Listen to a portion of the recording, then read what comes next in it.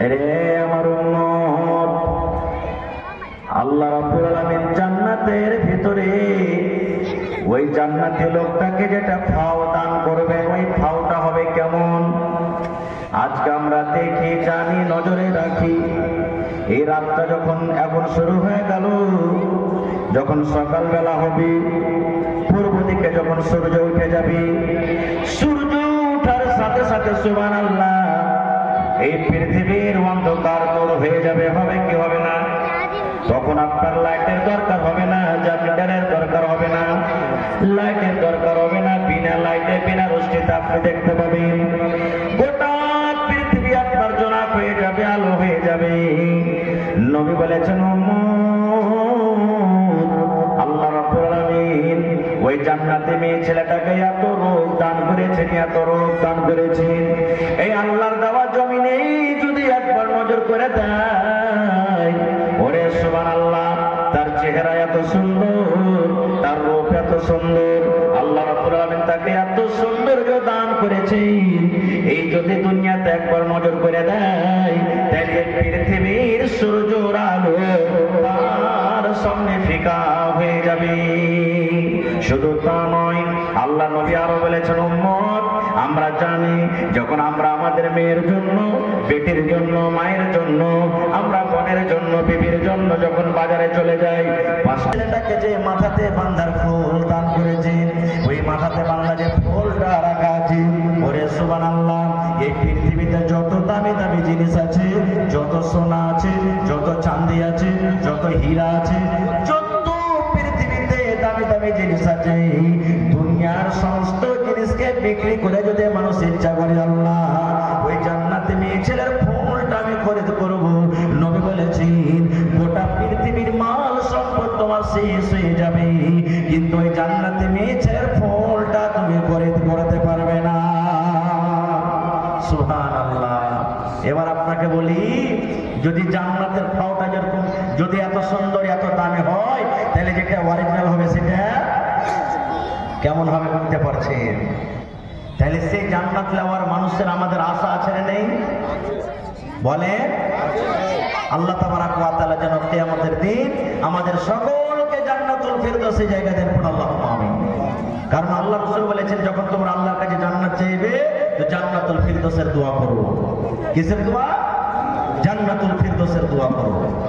এবারে ভাই আমার, আল্লাহ তাবারাক ওয়া তাআলা যে আয়াতটা আমি তেলাওয়াত করেছি আপনাদের সামনে, আল্লাহ বলছেন, ইয়া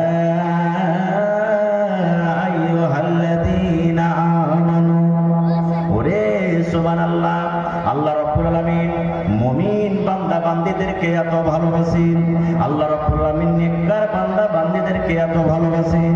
এই আয়াতটাতে আল্লাহ রাব্বুল আলামিন বেনামাজি, দাগাবাজি, ধোঁকাবাজি, বেঈমান, শয়তান, মুনাফিককে আল্লাহ ডাক দেন না। আল্লাহ রাব্বুল আলামিন মুমিন বান্দা বান্দীদেরকে এত ডাকতে বলেন।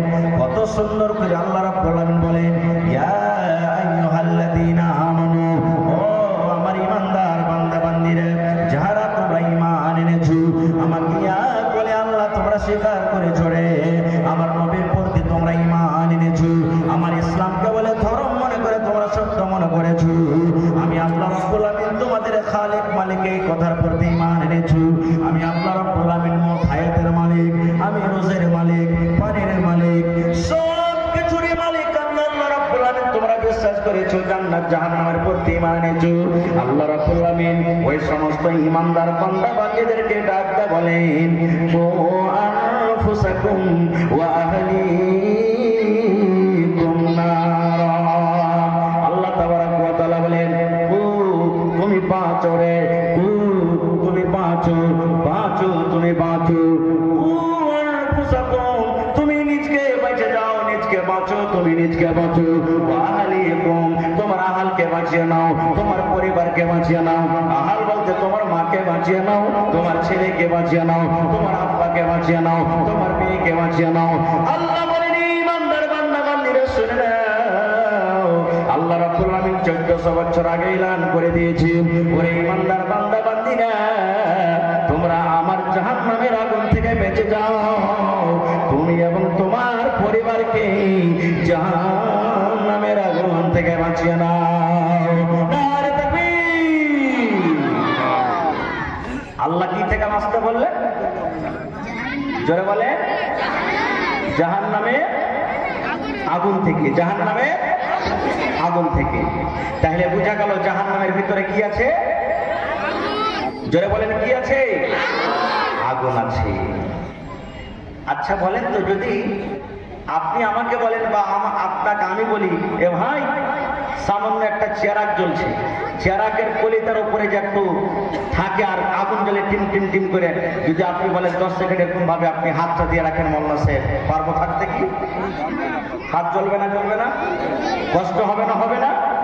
সুবহানাল্লাহ। তাহলে এই চেরাকের আগুনের আমরা তাপ সহ্য করতে, ইয়ার থেকে বেশি তাপ হলো কি গ্যাসের আগুনের, গ্যাসের আগুনের বেশি তাপ। আর তার থেকে আপনার দেখবেন ওই যে লোহা কাটে, লোহা যে কাটে গ্যাস দিয়ে, ওই আগুনের বেশি আরো তাপ। তাহলে জাহান্নামের, জোরে বলে, জাহান্নামের আগুন থেকে। এবার জাহান্নামে কি ধরনের আগুন আছে? আল্লাহর নবী বলেছেন, আল্লাহ রাব্বুল আলামিন জাহান্নামের ভিতরে এই দুনিয়ার মতন আগুনকে ৭৭ ভাগ আল্লাহ তৈরি করলেন। কত ভাগ? ৭৭ ভাগ আল্লাহ রাব্বুল আলামিন তৈরি করলেন। ৭৭ ভাগের মধ্যে এক ভাগ আগুন আল্লাহ রাব্বুল আলামিন এই পৃথিবীর দুনিয়াতে আমাদের চলাফেরা করার জন্য দিয়েছেন। ৬৯ ভাগ জাহান্নামের ভিতরে আছে।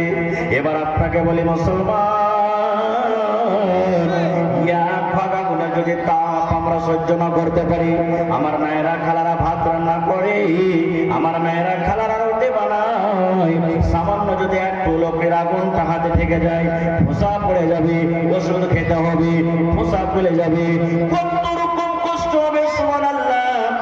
এক ভাগ আগুনে যদি তাপ আমরা সহ্য করতে না পারি মুসলমান, তাহলে ৭৭ ভাগ আগুনের তাপ আমরা জাহান্নামের ভিতরে কেমন করে সহ্য করব? কেমন করে আমরা সহ্য করব? বলে সুবহানাল্লাহ। এবার